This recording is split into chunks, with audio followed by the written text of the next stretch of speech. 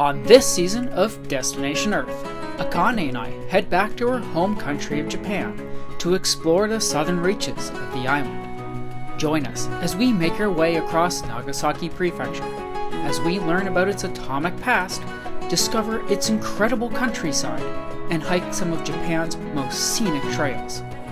Where are we off to today? Let's find out. Mount Sashidake. Search for it, and hardly any search results pop up. But why?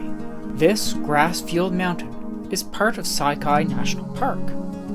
It's a short trail that offers stunning views. Why this place remains hidden in the Japanese landscape remains a mystery, at least to me. Ready to begin our climb, we prepared ourselves to summit yet another hill. So one of the things that I noticed when we first arrived was how close we were able to get to the base of the mountain. Now that may sound like a good thing, but when you look at it, the top's kind of right there. So that means that there's not a whole lot of space to be able to get up and down this mountain in a short amount of time. So based on what we can see, and probably what we're expecting, it's going to be a relatively steep hike. And thus began the climb. It was interesting. I had never really hiked up a mountain where the majority was filled with grass. Like with all unknown trails, this one posed that classic obstacle. Multiple paths, but which to follow? Maybe it was just a circle. Okay. Yeah, but it looks going up though. We're already at our crossroads already. We're at a couple trails. We're not sure which one to Should I go? take. It's less grass, this one. Yeah, this looks more trampled. Yeah. We'll go this way.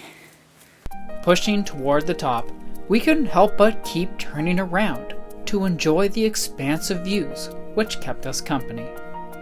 Rolling hills and ocean waterways made up the landscape. Whether you looked to your right or to your left, you were never disappointed. There aren't many trails that offer such sustained views, but this one was special.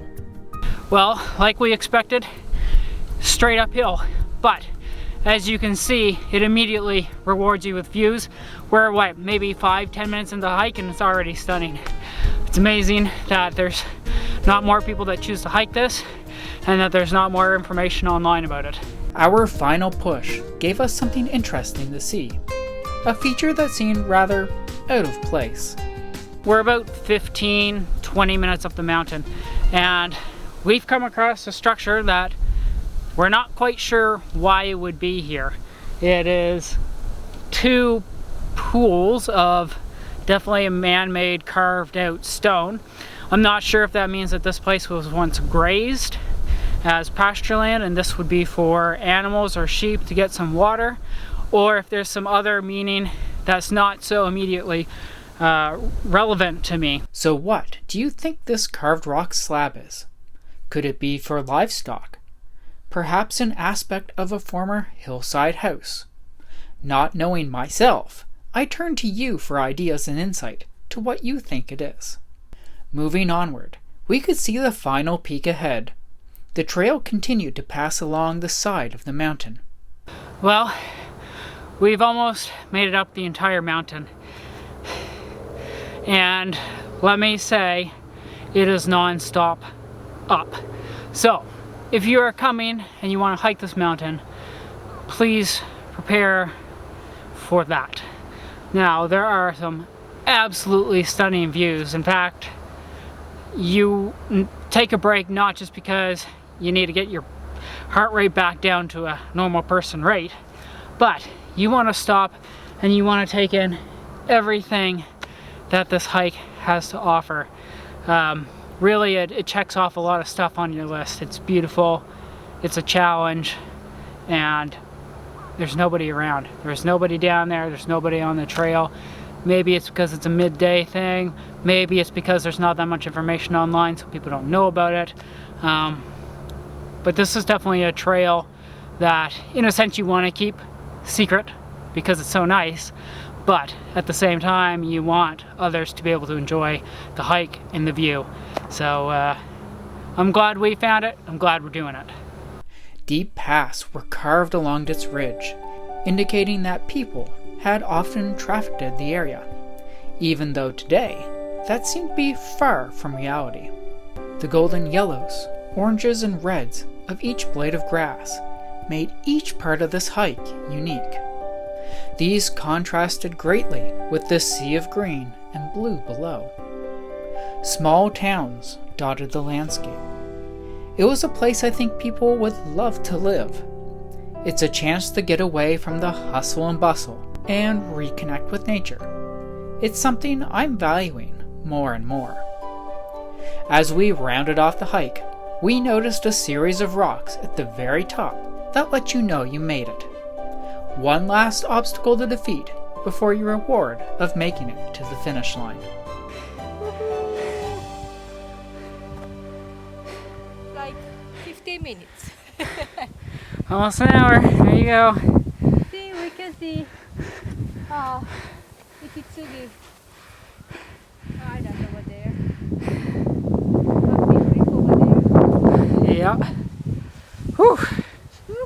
Well, we made it to the very top. And if nothing else, this hike was consistent, which means it was consistently beautiful and consistently steep. Akane compared me to her grandfather, so that shows you how out of shape I am. Over the course of COVID and doing the filming, I did notice that my stomach took over a large portion of my body more than it ever did.